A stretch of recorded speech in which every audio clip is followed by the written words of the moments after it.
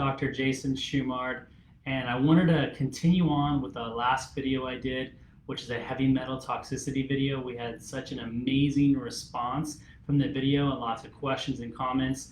I wanted to make sure I continued on. There was a few more things that I wanted to bring up during that video, and I just didn't want to make the video too long, so I thought I'd make a part 2 video. So welcome back. If you haven't seen our part 1, make sure you watch our part 1. It'll make a little more sense because I'm going to go a little fast in this video compared to the last one. But I just wanted to do a quick update on everything I spoke about last time in regards to heavy metal toxicity.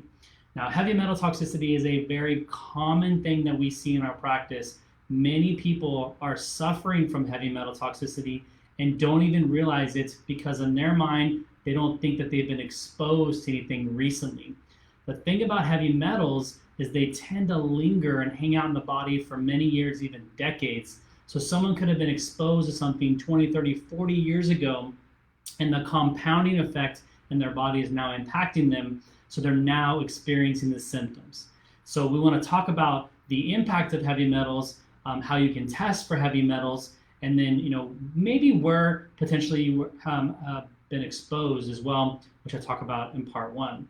So there's multiple different types of heavy metals. There's earth metals, but there's more of the toxic ones, also referred to as neurotoxins or excitotoxins.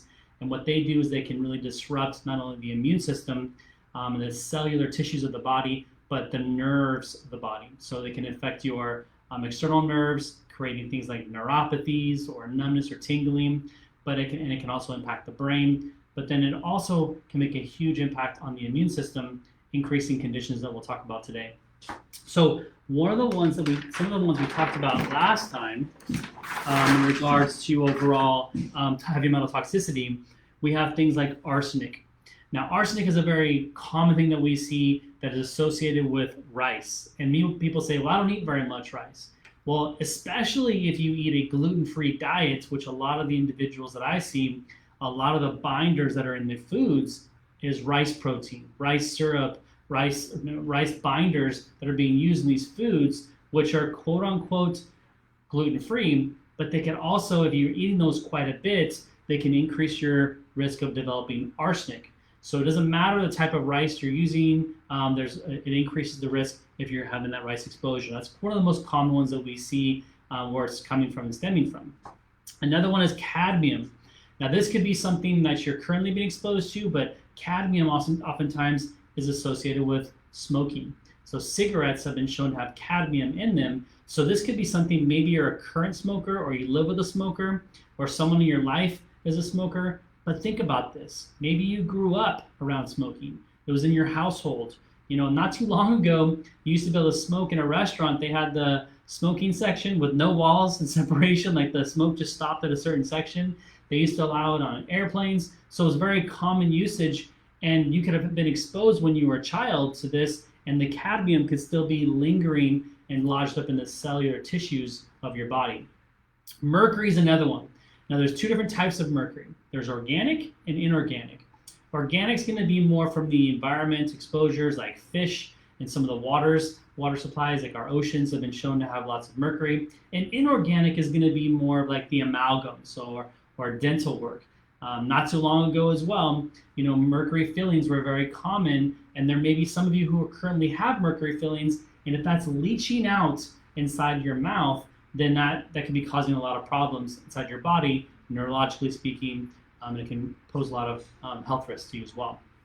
So lead is another one also. Again, not too long ago, there was a lot of lead exposure in like paints, toys had lead exposure. Eventually, they started to outlaw those things. But every once in a while, you'll see on the news or hear on the radio, lead in the water, or school shows high levels of lead, or whatever it might be. So there's often other areas you can get lead exposure as well.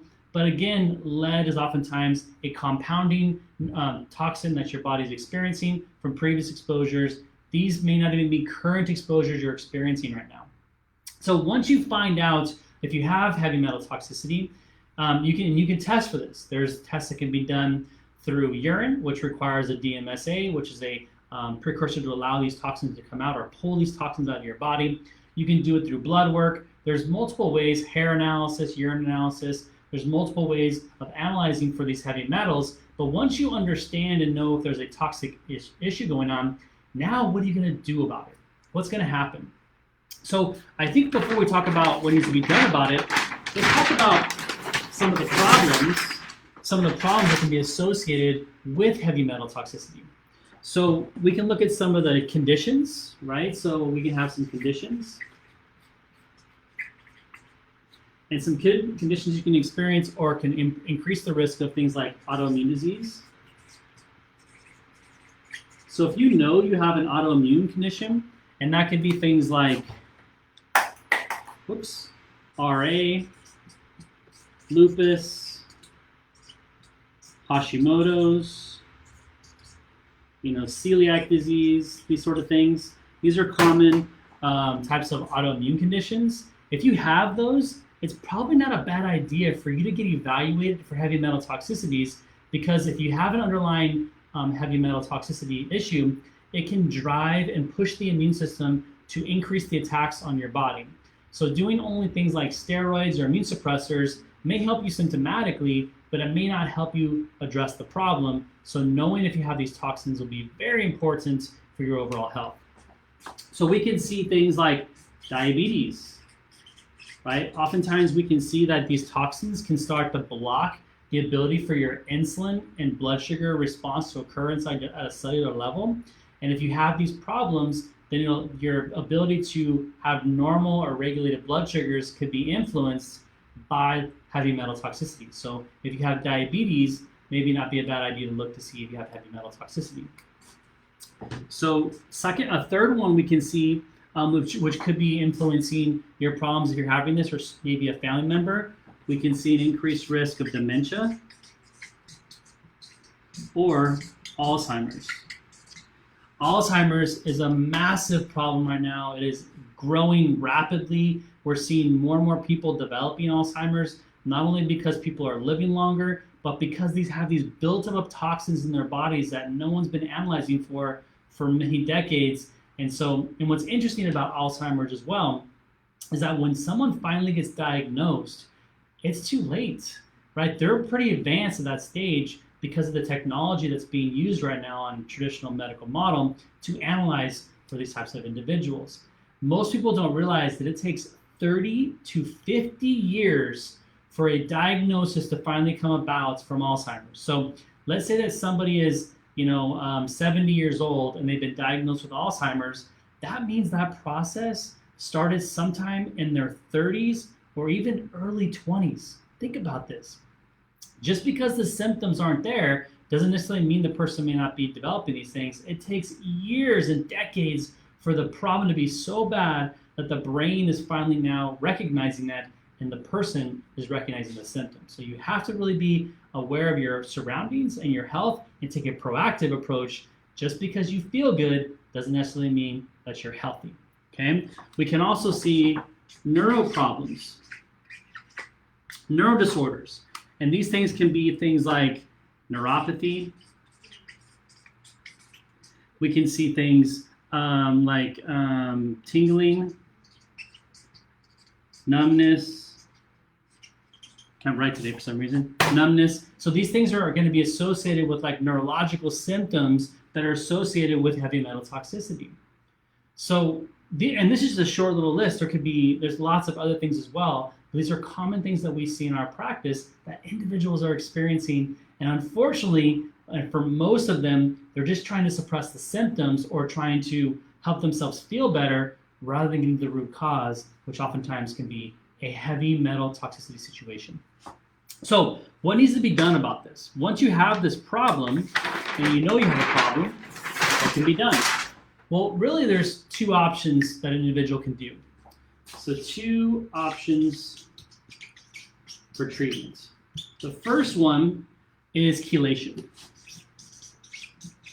And this is a common one that people do that are associated with in the medical industry that are going to be more of that chelation. Now, chelation, what it is basically like an IV treatment, if you will, where you go in for 30 minutes to an hour, and they hook it to an IV, and they're basically filtering these products into your body to help your body push these toxins out.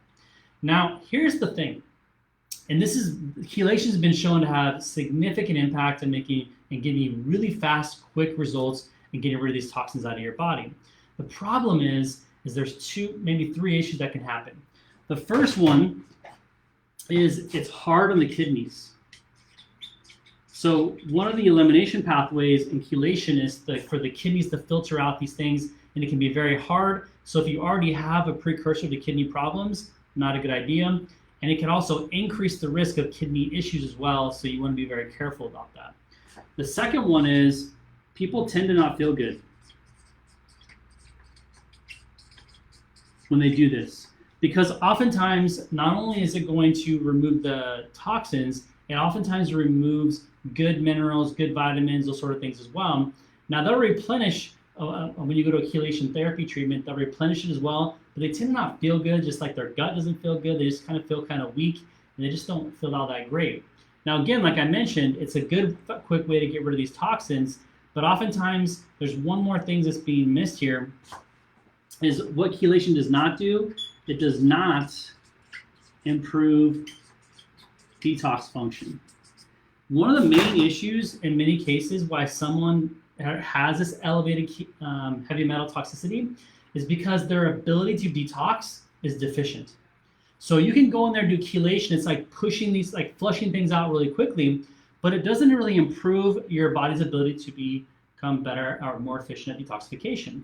So let's just say you come in contact again with these heavy metals. Well, the likelihood of them building back up inside your body is very high because you haven't improved detoxification. So the second option is improve detox. So we can help. This is more, we call it like more of the natural approach, if you will. So it's more of a natural detoxification process. So there are supplements, there are minerals, there are nutrients that we can give somebody to not only help them flush the toxins out, similar to chelation, but we can also help them improve their body's own ability to detoxify more effectively.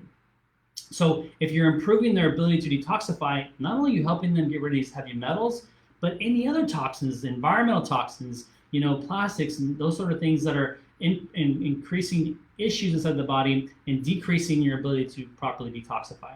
So now this person will be amped up and ready to go for any future problems or future toxins they're coming in contact with. So it's more of a natural detoxification step, and it doesn't require all this excessive pressure on the kidneys. It doesn't. The person tends to not have minimal to no symptoms that are going on, meaning from the gut or any kind of neurological symptoms. It's less commonly a problem when you do things more naturally. And of course, as I mentioned, you're going to really boost detox. And this is your own body's ability to detox, not just the detoxification, like detoxing your liver or whatever else, but your body's ability to do its own detoxification step, a very important step that's involved in multiple different organs and tissues inside the body. So the good news is that when you do this type of detoxification step, it's more long lasting, and the person has less symptoms associated with that step. Whereas the chelation, there's that increased chance of symptoms that are associated with that.